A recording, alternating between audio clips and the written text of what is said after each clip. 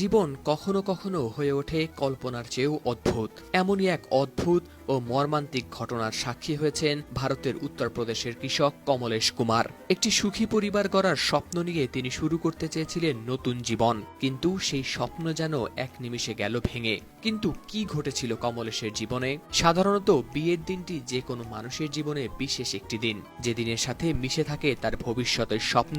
কিন্তু কৃষক কমলেশ কুমারের জীবনে এই দিনটি আচমকা রূপ নেয় এক মর্মান্তিক ঘটনার।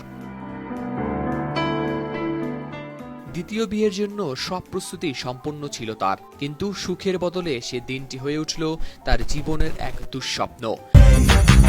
ভারোহিয়ার শিব মন্দিরে কমলেশ কুমার ৪০ বছর বয়সী একজন কৃষক। তার প্রথম স্ত্রী মারা যাওয়ার পর নতুন করে সিদ্ধান্ত নেন সংসার গড়ার। এক মধ্যস্থতাকারীর সাহায্যে এক নারীর সঙ্গে আয়োজন হয় তার বিয়ের। সেই মধ্যস্থতাকারীকে দেওয়াও হয়েছিল ৩০,০০০ রুপি।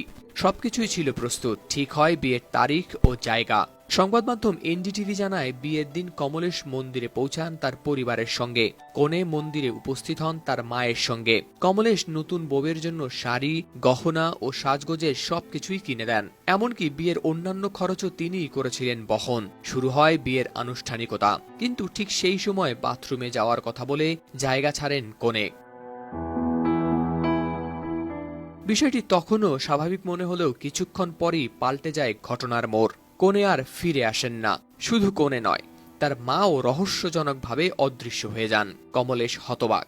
তার সব স্বপ্ন, তার নতুন করে সংসার গড়ার আশা যেন এক নিমিষেই মিশে যায় মাটিতে। পরে কমলেশ সংবাদ মাধ্যমকে জানান, তিনি নতুন করে পরিবার গঠনের চেষ্টা করছিলেন, কিন্তু এই ঘটনায় তিনি অর্থ ও বিশ্বাস দুটোই হারিয়েছেন। এই ঘটনার পরে স্থানীয় পুলিশ কর্মকর্তা জিতেন্দ্র কুমার বলেন, এ বিষয়ে এখনো কোনো অভিযোগ জমা পড়েনি, তবে অভিযোগ পেলে পুলিশ নেবে প্রয়োজনীয় ব্যবস্থা।